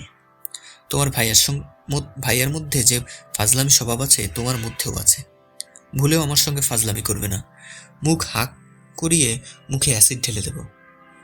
অ্যাসিড কোথায় পাবেন? অ্যাসিড আছে আমার সঙ্গে, দেখতে চাও? দাঁড়াও, দেখাচ্ছি। ভদ্রমহিলা ছুটে ঘরে ঢুকলেন। নীল রঙের একটা বোতল নিয়ে বের হলেন। বোতলের মুখ খুলে তরল কিছু একটা ঢালতেই বিজবিজ শব্দ উঠান পুড়তে লাগলো। উঠান থেকে ধোঁয়া উঠল। আমি কাণ্ড দেখে স্তম্ভিত। ছোট মা না ডেকে তাকে অ্যাসিড মা ডাকা দরকার। অ্যাসিড মাতা বললেন, পদ্ম স্যান্ডেল কিনবে, তুমি তার সঙ্গে যাও। আমার শরীর খারাপ, আমি যেতে পারছি না। আমার মেয়েকে আমি একা ছাড়ি না। নিয়ে যেতে পারবে? পারবো। এক রিক্সা যাবে না, আলাদা রিক্সায় যাবে। আমি বললাম, আলাদা রিক্সায় গেলে চোখের আড়াল হওয়ার সম্ভাবনা থাকে, এক রিক্সাতেই যাই। আমি পাদানিতে বসলাম, পদ্ম সিটে বসল। পদ্ম আমার কথায় শব্দ করে হেসে ফেলেছে। তার মার কঠিন দৃষ্টির সামনে তার হাসি দপ করে নিভে গেল। ড্রাইভার ইসমাইল, তার সম্পর্কে বেশি কিছু বলতে পারছি না। এই কদিন সে কাকরাইলের মসজিদে চিল্লা গিয়েছিল। 7 দিন পার করে জ্বর নিয়ে ফিরেছে। রহিমের মা তার মাথায় পানি ঢালছে, স্যুপ বানিয়ে খাওয়াচ্ছে। রহিমার মার কাছে এই শুনলাম ড্রাইভার চিল্লা থেকে একটা জিন নিয়ে ফিরেছে। জিনের কারণেই তার প্রবল জ্বর। জিনের নাম মফি, বয়স 3000 বছর। চরিত্র পরিচয়মূলক লেখা শেষ হয়েছে। সবার গতি এবং অবস্থান যতটুকু সম্ভব বলা হলো। এখন মূল গল্পে যাওয়া যেতে পারে। পদ্মকে নিয়ে রওনা হয়েছি। পদ্ম বলল, আমার স্যান্ডেল কেনার কোনো দরকার নেই, আপনার সঙ্গে জরুরি কিছু বলা দরকার। আমি বললাম, বলো। পদ্ম বলল, এক গাদা মানুষের মধ্যে জরুরি কথা কিভাবে বলবো? আপনার কাছে যদি টাকা থাকে কোনো একটা চাইনিজ রেস্টুরেন্টে যাই চলুন। আমার কাছে 20 টাকার একটা নোট আছে। এই টাকা নিয়ে চাইনিজ রেস্টুরেন্টে যাওয়া যায় না। আপনার ভাইয়ের কাছ থেকে টাকা নিয়ে আসুন। আমার টম ইয়াম স্যুপ খেতে ইচ্ছে করছে। ভাইয়ের কাছে টাকা থাকে না। রহিমার মার কাছে ধার চেয়ে দেখতে পারি, মাঝে মাঝে সে আমাকে টাকা ধার দেয়। রহিমার মার কাছ থেকে টাকা ধার করতে হবে না, চলুন পার্কে যাই। আপনার ভাই যেমন আশ্চর্য মানুষ, আপনিও আশ্চর্য মানুষ। আমরা রমনা পার্কে ঢুকে গেছি।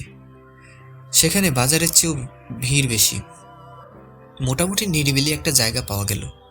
কেয়া গাছের ঝাড়, সামনে ডাস্টবিন। ডাস্টবিন থেকে বিকট গন্ধ আসছে। এই কারণেই বোধ হয় লোকজন এদিকে আসে না। পদ্ম, কি বলবে বলো? পদ্ম বলল, আপনার সম্বন্ধে আমার মার কি ধারণা জানতে চান? আমি যে জানতে চাই তা না, তুমি বলতে চাইলে বলো। পদ্ম বলল, আমার মার ধারণা আপনি চালবাজ, বেকুব। এটা কি তোমার জরুরি কথা? পদ্ম বলল, না, জরুরি কথাটা হচ্ছে ট্রাক ড্রাইভার সালামতের সঙ্গে আমার বিয়ে হয়েছে। তার সঙ্গে 6 দিন একসঙ্গে ছিলাম। আমি তার কাছে ফিরে যেতে চাই, আপনি ব্যবস্থা করে দেন।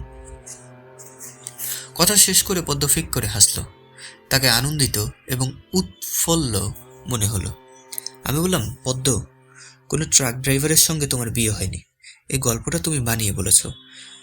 তোমার মার ধারণা হয়েছে এরকম একটা গল্প শুনলে আমি আর তোমার ধারে কাছে ঘেঁষব না। তুমি আমার কাছ থেকে নিরাপদ থাকবে। গল্পটা তোমার মা তোমাকে শিখিয়ে দিয়েছেন।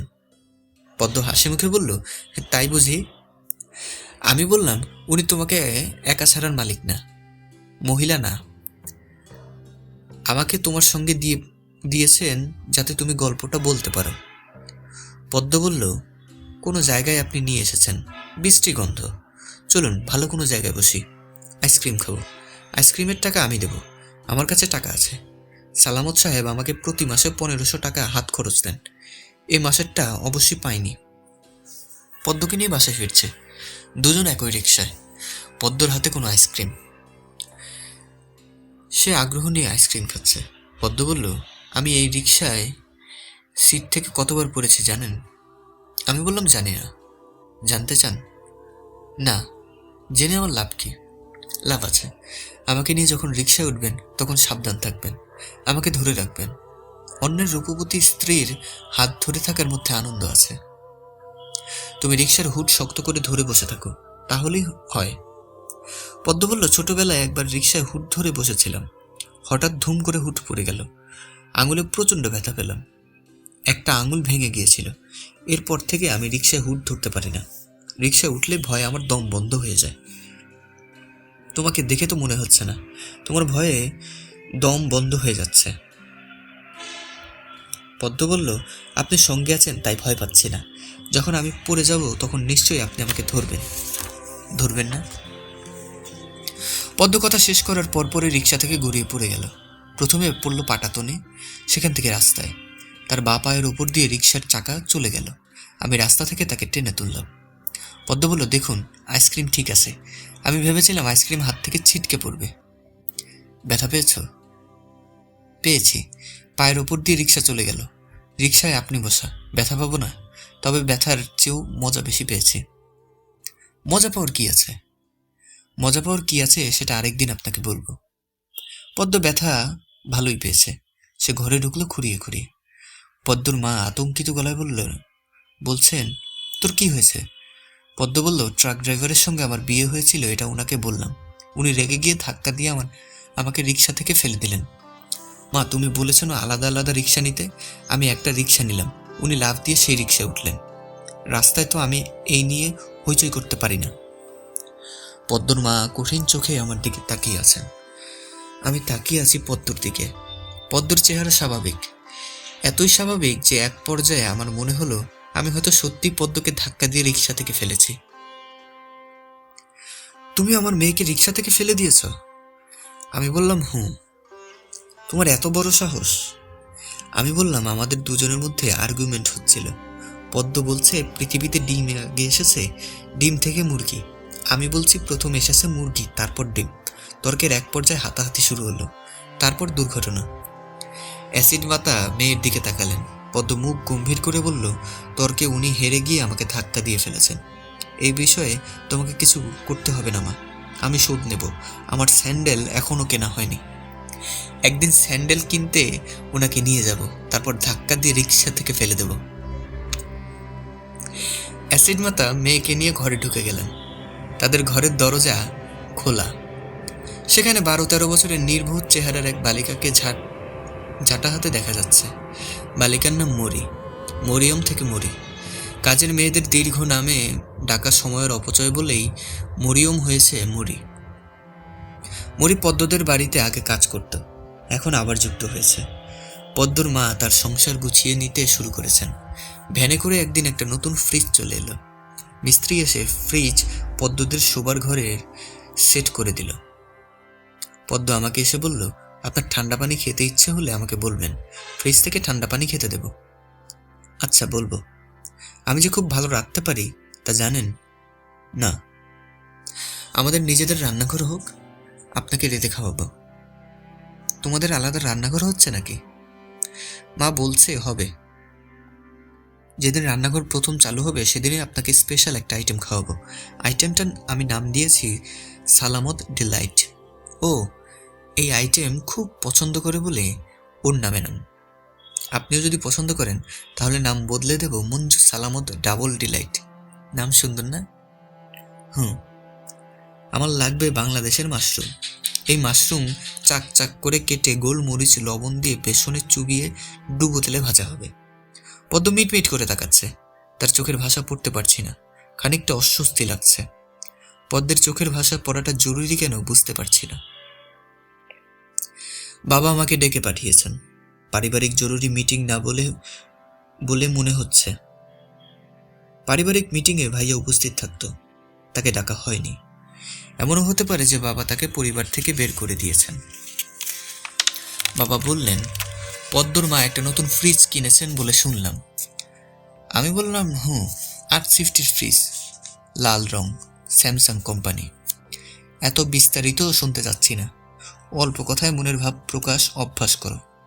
হরবর করে দুনিয়ার কথা বলার কিছু নেই। জি আচ্ছা। ওই মহিলা কি স্থায়ীভাবে থাকার পরিকল্পনা করছে? জি, তাদের আলাদা কাজের মেয়ে চলে এসেছে, নাম মরিয়ম। মরিয়ম থেকে মরি। শুনেছি তাদের আলাদা রান্নাঘরও হবে। তোমার কি মনে হয় না যে দ্রুত ব্যবস্থা নেওয়া প্রয়োজন? কি ব্যবস্থা? ব্যবস্থা একটাই, ঘাড় ধরে মা মেয়েকে বের করে দেয়া। তবে আমার সিভিল সোসাইটিতে বাস করি, ইচ্ছে থাকলে অনেক কিছু করা সম্ভব না। আমি বললাম, সম্ভব হলেও করা ঠিক হবে না। পদ্মর মার কাছে নীল রঙের বোতল ভর্তি অ্যাসিড আছে। অ্যাসিড ছুঁড়ে একটা কাণ্ড করে বসতে পারেন। অ্যাসিড ভর্তি বোতল? জি বাবা। বাবা কিছুক্ষণ চুপ করে থেকে বললেন, তোমার ভাইয়াকে বলো একটা ব্যবস্থা করতে।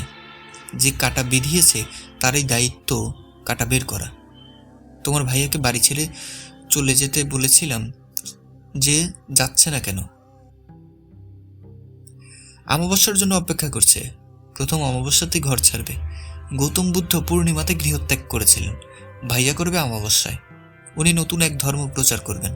ধর্মের নাম রগট ধর্ম। 3টি মূল নীতির উপর এই ধর্ম দাঁড়িয়েছে। নীতিগুলো বলবো বাবা? বাবা অদ্ভুত চোখে আমার দিকে তাকিয়ে আছেন। বাবার চোখের ভাষাও আমি পড়তে পারছি না। ট্রাক ড্রাইভার এবং ট্রাক ড্রাইভার সমিতির পিআর সালামত এসেছে ভাইয়ের কাছে। সালামত লম্বা, চেহারায় ইঁদুর ভাব প্রবল, চোখ কোটর থেকে খানিকটা বের হয়ে আছে, লম্বা নাক, নাকের নিচে পুরুষ্ঠ গোঁফ। গায়ের রং কোনো এক সময় হয়তো ফর্সা ছিল, ময়লা জমে কিংবা রোদে পুড়ে কালচে ভাব ধরেছে। তাকে ঘিরে সস্তা সিগারেটের গন্ধের সঙ্গে মিলেছে জর্দার কড়া গন্ধ। তবে এখন সে পান খাচ্ছে না। আমি বসেছি ভাইয়ার ঘরের বারান্দায়।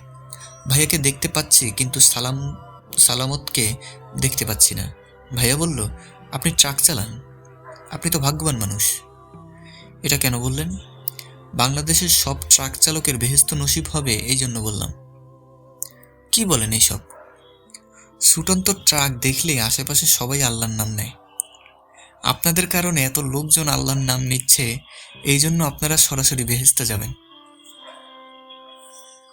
এইসব বাদ দেন, আমি আপনার কাছে কি জন্য এসেছি সেটা শুনেন। উপায় না দেখে এসেছি। বলুন কি ব্যাপার? পদ্ম মেয়েটার সঙ্গে দেখা করার ব্যবস্থা করে দিন। এটা আমার রিকোয়েস্ট। তার সঙ্গে আমার বিবাহ হয়েছে। একজনের বিবাহিত স্ত্রীকে আপনারা উঠিয়ে নিয়ে গেছেন, এটা কেমন কথা? আপনার স্ত্রীকে কেউ উঠায় নিয়ে গেলে আপনি কি করতেন? ভাইয়া বলল, আমার স্ত্রীকে কেউ উঠায় নিয়ে যায় নাই, কাজে কি করতাম বলতে পারছি না। ভাই সাহেব, আমি ট্রাক নিয়ে এসেছি, পদ্মকে ডেকে দিন, আমি তাকে নিয়ে চলে যাব। কি ঘটেছিল তা নিয়ে মাথা ঘামাবো না। পদ্ম কি যাবে আপনার সঙ্গে? অবশ্যই যাবে। তাকে ডেকে জিজ্ঞেস করেন। এটা আপনার কাছে রিকোয়েস্ট। রিকোয়েস্ট না শুনলে অন্য পথ ধরব। সেটা আপনার ভালো লাগবে না। ভাইয়া পদ্মকে ডেকে পাঠালেন। পদ্ম এসে দাঁড়ালো। আমি বারান্দা থেকে পদ্মকে দেখতে পাচ্ছি না। দেয়ালে পদ্মের ছায়া পড়েছে, সেই ছায়া দেখতে পাচ্ছি। ভাইয়া বলল, পদ্ম, ট্রাক ড্রাইভার সালামত তোমাকে নিয়ে যেতে এসেছে। ট্রাক নিয়ে এসেছে, তুমি কি তার সঙ্গে যাবে? পদ্ম মিষ্টি করে বলল, যাব, কেন যাব না? সালামত বলল, আমার স্ত্রীর নিজের মুখের কথা শুনলেন, এই কথার পর আর বিবেচনা নাই। পদ্ম যাও, তৈয়ার হয়ে এসো, 10 মিনিট সময়। পদ্ম বলল, এখন তো যেতে পারবো না, পায়ে ব্যথা পেয়েছি, হাঁটতে পারি না। পায়ের ওপর দিয়ে রিক্সা চলে গিয়েছিল। তুমি দেখো পা ফুলে কি হয়েছে, পায়ের ফোলা কুমুক। 10 দিন পরে আসো, এর মধ্যে পা ভালো হলে যাব, আমি তোমার সঙ্গে চলে যাব। সালামত বলল, পদ্ম আমার কথা শোনো। পদ্ম বলল, 10 দিন পরে তোমার কথা শুনবো, এখন শুনবো না। পদ্ম খুঁড়িয়ে খুঁড়িয়ে বের হয়ে গেল। ভাইয়া বলল, 10 দিন পর আসুন, দেখি কি হয়। সালামত হতাশ গলায় বলল, 10 দিন পরেও কিছু হবে না। এই মেয়েকে আর মেয়ের মাকে আমি হারে গুছতে চিনি। ভাই সাহেব শুনেন, এই মেয়ের পড়াশোনার খরচ, হাত খরচ সব আমি দিয়েছি। মা মেয়ের মাস খোরাকি খরচ দিয়েছি। আমার টাকায় মেয়ে বিএ পাস দিয়েছে। যখন বিয়ের কথা বললাম তখন পদ্ম বলল, আপনার স্ত্রী আছে, আমি তো সতীনের ঘর করব না। স্ত্রী তালাক দিয়ে আসেন, তারপর বিবেচনা করব। জবেদারে তালাক দিলাম। জবেদা আমার স্ত্রী। সে 2 মেয়ে নিয়ে বাপের বাড়ি চলে গেল। পদ্ম শুরু করলো নানান কেচাল। আজ না 7 দিন পরে বিয়ে। 7 দিন পরে বলে, বৃহস্পতিবারে আমি বিয়ে করব না, বৃহস্পতিবার আমার জন্য খারাপ। তখন অন্য ব্যবস্থা নিলাম। বিয়ে হয়ে গেল। সন্ধ্যাবেলা তাকে নিয়ে ট্রাক চালাই, দিনাজপুর যাব, সব ঠিকঠাক। ট্রাক নিয়ে উপস্থিত হয়ে শুনি তাকে আপনারা জোর করে তুলে নিয়ে গেছেন।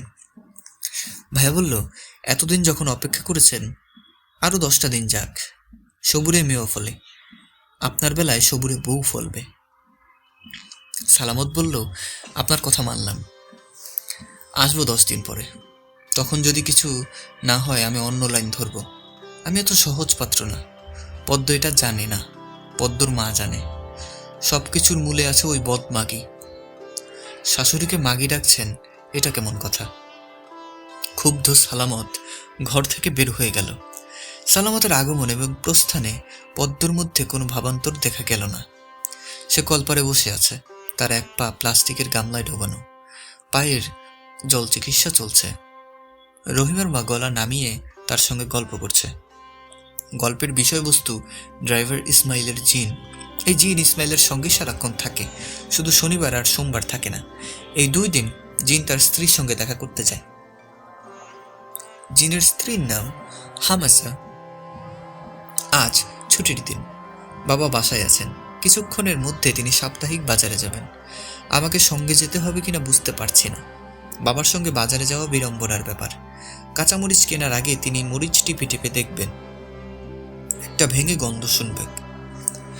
ভাঙা মরিচ আমার দিকে বাড়িয়ে দিয়ে বলবেন, জিভে ছুঁয়ে দেখ ঝাল কিনা। মরিচ বিক্রেতা এই পর্যায়ে অতিষ্ঠ হয়ে বলবে, মরিচ ভাঙেন কেন? বাবা শান্ত গলায় বলবেন, তোমার কাছ থেকে যদি মরিচ নাও কিনি, এই ভাঙা মরিচের দাম দেব, কাজেই হইচয় করবে না। যে ভোক্তা, তার আইনি অধিকার আছে দেখে শুনে পণ্য কেনার, প্রয়োজনে মামলা করে দেব, বুঝেছ? একবার মাছ কিনতে গিয়ে মাছওয়ালার সঙ্গে তার মারামারির উপক্রম হলো। মাছওয়ালা বটি উঁচিয়ে বলল, দিমু কোপ। বাবা শান্ত গলায় বললেন, কোপ দিতে হবে না, তুমি যে বটি উঠিয়েছ এর জন্যই অ্যাটেম্প টু মার্ডারের মামলা হয়ে যাবে। 7 বছর জেলের লাপসি খেতে হবে। লাপসি চেনো? বাবার কথা থাক, নিজের কথা বলি। আমি আগ্রহ নিয়ে পদ্ম এবং রহিমার মার কথা শুনছি। রহিমার মা উঠে যাওয়ার পর আমি পদ্মের কাছে এসে দাঁড়ালাম। পদ্ম আমার দিকে তাকিয়ে হাসি মুখে বলল, ট্রাক ড্রাইভারের সঙ্গে আমার বিয়ে হয়েছে, এই কথা আপনাকে বলেছিলাম। এখন কি আমার কথা বিশ্বাস হয়েছে? হ্যাঁ। এ কিন্তু মানুষ খারাপ না, আমাকে পড়াশোনা করিয়েছে। যেদিন বিয়ে পরীক্ষার রেজাল্ট বের হলো সেদিন শাড়ি কিনে দিয়েছে। প্রিয় স্বামীর সঙ্গে চলে গেলে না কেন? পদ্ম বলল, ভাঙা পা নিয়ে যাব নাকি? পা ঠিক হোক, তারপর যাব। স্বামী ট্রাক চালাবে, আমি পাশে থাকব। বিড়ি ধরিয়ে তার ঠোঁটে দিয়ে দেব। ট্রাক চালাতে চালাতে যেন ঘুমিয়ে না পড়ে, এই জন্য সারাক্ষণ তার গায়ে চিমটি কাটব। দেখুন, আমি হাতের নখ বড় রেখেছি চিমটি কাটার সুবিধার জন্য। আপনি হাতটা বাড়ান, আপনার হাতে একটা চিমটি কেটে দেই। আমার হাতে চিমটি কাটবে কেন? আপনি আমার নকল স্বামী, এই জন্য আপনার হাতে নকল চিমটি কাটব। পদ্ম চিমটি কাটার সুযোগ পেল না। বাবা বারান্দায় এসে দাঁড়ালেন, হাতের ইশারায় আমাকে ডাকলেন। আমি এখন বাবার শোবার ঘরে। মা চাদর গায়ে শুয়ে আছেন। হাঁপানির টান এখনো ওঠেনি। টান উঠবে কিনা তা পরিস্থিতির ওপর নির্ভর করছে। পরিস্থিতি যথেষ্ট ঘোলাটে বলে মনে হচ্ছে, কারণ পদ্মর মা উপস্থিত আছেন। তিনি চেয়ারে বসে আছেন। তার পাশের একটা চেয়ারে আমি বসেছি। ভদ্রমহিলা বিরক্ত চোখে আমাকে দেখছেন। বাবা বসেছেন মার পাশে। বাবা প্রধান বিচারকের ভূমিকায় আছেন বলে মনে হচ্ছে। মা প্রধান বিচারকের সাহায্যকারী। বাবা পদ্মর মার দিকে তাকিয়ে বললেন, ভাবি, আমাকে বলা হয়েছিল আপনি আপনার মেয়েকে নিয়ে ঝামেলায় পড়েছেন বলেই কিছুদিন আমার এখানে থাকতে এসেছেন। আমি বিষয়টা মেনে নিয়েছি। অনেক দিন পার হয়েছে, এখন আপনাদের চলে যেতে হবে। আপনাকে 1 সপ্তাহ সময় দিচ্ছি। পদ্মর মা চুপ করে আছে। বাবার কথা শুনে তিনি যে ঘাবড়ে গেছেন এরকম মনে হচ্ছে না। ভদ্রমহিলা শক্ত জিনিস, অ্যাসিড মাতা বলে কথা। বাবা বললেন, শেক্সপিয়ার বলেছেন, I have to be cruel only to be kind. এর অর্থ মমতা প্রদর্শনের জন্যই আমাকে নির্মম হতে হবে। আমি আমার ছেলেদের প্রতিও নির্মম। শুনেছেন নিশ্চয়ই, আমি আমার বড় ছেলেকে বাড়ি থেকে চলে যেতে বলেছি। শোনেননি? শুনেছি। আপনাকেও একটা সময় বেঁধে দিচ্ছি, এই মঙ্গলবারের পরের মঙ্গলবার। পদ্মর্মা অবাক হয়ে বললেন, যে জমির উপর এই বাড়ি, সেই জমি তো আমার, আমি কেন বাড়ি ছাড়ব? বাবা বললেন, তার মানে জমির কাগজপত্র আমার নামে। বাবা বললেন, ভাবি শুনুন, নানান দুশ্চিন্তায় আপনার মাথা এলোমেলো হয়ে আছে। জমি আপনার নামে মানে কি? আমার কাছে কাগজপত্র আছে, আপনার বড় ছেলে জোগাড় করে দিয়েছে। বাবা বললেন, আচ্ছা আপনি যান, পরে আপনার সঙ্গে কথা বলবো। মঞ্জু, তুই তোর ভাইকে ডেকে আন। আমি বললাম, ভাইয়া তো এখন ঘুমাচ্ছে, ঘুম থেকে ডেকে তুলে আন। পদ্মের মা বললেন, আপনি কি কাগজগুলো দেখবেন? পরে দেখব, এখন আপনি যান। দ্বিতীয় সিটিং বসেছে। ভাইয়াকে ঘুম ভাঙিয়ে আনা হয়েছে। ঘুম পুরোপুরি কাটেনি। ভাইয়া একটু পরপর হাই তুলছে। পদ্মের মা যে চেয়ারে বসেছিলেন, ভাইয়া সেখানে বসেছে। বাবা অনেকক্ষণ ভাইয়ের দিকে এক দৃষ্টিতে তাকিয়ে থাকলেন। এটা বাবার পুরনো টেকনিক। মূল বাজনায় যাওয়ার আগে তবলার ঠুকঠাক। বাবা বললেন, শুনলাম তুমি পদ্মের মাকে কিসব কাগজপত্র দিয়েছ? ভাইয়া বলল, ঠিকই শুনেছ, জমির দলিল আর নামজারির কাগজ। পেয়েছ কোথায়? সাব রেজিস্ট্রি অফিসে দুষ্ট কিছু লোকজন থাকে যারা মিথ্যে কাগজ তৈরি করে দেয়। তুমি ভুয়া কাগজপত্রের ব্যবস্থা করেছ? হ্যাঁ, তবে ভুয়া হলেও কঠিন ঝামেলার কাজ। মামলা করলে ফয়সালা হতে 20-25 বছর লাগবে, তারপর দেখা যাবে মিথ্যে কাগজ টিকে গেল। তুমি এই কাজটা কেন করেছো জানতে পারি? ভাইয়া বলল, টেনশন তৈরি করার জন্য করেছি বাবা। ছোট মা এবং তুমি এই দুজন এখন শত্রুপক্ষ। এক ছাদের নিচে দুই কঠিন শত্রুর বাস, মানে নানান কর্মকাণ্ড। একদিন তুমি ভেজিটেবল হয়ে বাস করেছো, এখন থেকে তোমার ভেতর থেকে ভেজিটেবল ভাব চলে যাবে। ভেজিটেবল হয়ে তো আর শত্রুর মোকাবেলা করা যায় না, তোমাকে বাধ্য হয়ে জেগে উঠতে হবে। এতে তোমার লাভ হবে। এক পর্যায়ে দেখা যাবে তোমার ছাত্রছাত্রীরা তোমাকে মুরগি ডাকছে না। অনেক কথা বলে ফেললাম, নো অফেন্স। বাবা যাই। ভাইয়া উঠে দাঁড়ালো। বাবা অধিক শোকে পাথর হয়ে বসে আছেন, একবার মার দিকে তাকাচ্ছেন, একবার আমার দিকে। মায়ের হাঁপানির টান উঠে গেছে। নিঃশ্বাস নিতে গিয়ে তিনি এখন বিচিত্র শব্দ উপসছেন। শব্দ অনেকটা প্রেসার কুকারের মতো, কিছুক্ষণ বিজ, তারপর ফোঁস, গ্যাস বের হয়ে যাওয়া। বাবা মার দিকে তাকিয়ে বললেন, একটা পিস্তল থাকলে আমি নিজের হাতে তোমার ছেলেকে শুট করতাম। প্রবল ঝড়ের পর পরিস্থিতি অস্বাভাবিক শান্ত হয়। এখন আমাদের বাসার পরিস্থিতি শান্ত। পদ্মর মাথায় তার মা বাটা মেহেন্দি ঘষে ঘষে দিচ্ছেন। বাবা বাজার থেকে ফিরেছেন। কাঁচা বাজার হাতে নির্বোধ চেহারার এক ছেলেকে দেখা যাচ্ছে। বাবার কাছ থেকে জানা গেল যে নিউ মার্কেটে মিনতির কাজ করত। এখন থেকেই বাড়িতে কাজ করবে। বাবা হাত পা টিপে দেবে, ঘর ঝাড় দেবে। ছেলের নাম জামাল। সে বাবাকে আব্বা ডাকছে। আমার কাছে মনে হচ্ছে বাবা তার মুখে আব্বা শুনে সন্তুষ্ট। বাবা নিজে জামালের জন্য তোষক, বালিশ আর মশারি কিনে আনলেন। তাকে কৃমির ওষুধ খাইয়ে দেওয়া হলো। সন্ধ্যাবেলা সে লাইফ বয় সাবান দিয়ে গোসল করে আমাদের পরিবারভুক্ত হলো। বাবা তার সঙ্গে মিটিং বসালেন। কঠিন মুখ করে বললেন, আমি তোর দায়িত্ব নিয়েছি, শুধু ঘরের কাজ করলে হবে না, তোকে লেখাপড়া শিখতে হবে। রোজ আধা ঘন্টা করে তোকে আমি পড়াবো, ঠিক আছে? জামাল বলল, জি আব্বা। বাবা বললেন, আজ থেকে শুরু। এই দেখ, একে বলে অ, বল সরে অ, সরে অ। এর পাশে আকার দিলে হয় আ, বল আ, আ। দুটো অক্ষর একদিনে শিখে ফেললি। রাতে ঘুমাতে যাবার সময় 100 বার করে সরে অ, সরে আ বলবি, ঠিক আছে? ঠিক আছে আব্বা। এক একটা অক্ষর শিখবি আর 2 টাকা করে বকশিস পাবি। আজ 2টো অক্ষর শিখেছিস, এই নে 4 টাকা। জামাল টাকা নিয়ে বাবাকে 5 হয়ে সালাম করল। পরদিন সকালে জামালকে পাওয়া গেল না। সে বাবার মোবাইল ফোন আর মানিব্যাগ নিয়ে পালিয়েছে। মানিব্যাগে ছিল 2700 টাকা। উঠানে পদ্মের একটা শাড়ি শুকাতে দেওয়া ছিল, সেই শাড়িও পাওয়া গেল না। ভাইয়ের কর্মকাণ্ডে বাবা যতটা না মর্মাহত হয়েছিল, জামালের কর্মকাণ্ডে তার চেয়ে মর্মাহত হলেন। ইউনিভার্সিটি বাদ দিয়ে ঘরে বসে রইলেন, হাতে পার্টি জোকসের বই। পদ্মদের নিজস্ব রান্নাঘর চালু হয়েছে। বারান্দায় বাঁশের বেড়া দিয়ে ওপেন এয়ার কিচেন টাইপ রান্নাঘর। কে রাঁধছে বাইরে থেকে বোঝা যাচ্ছে না। পাশাপাশি 2টো কেরোসিনের চুলায় প্রথম রান্না বসলো। রহিমার মা ভাইয়াকে জানালো প্রথম দিন সরপুটি ভাজি আর কুমড়া ফুলের ভাজি হচ্ছে। ভাইয়া বলল, দুটাই তো শুকনো আইটেম। রহিমার মা বলল, তরকারি আর ডাল আমাদের কাছ থেকে যাবে, আমরা ওদের কোনো আইটেম পাবো না।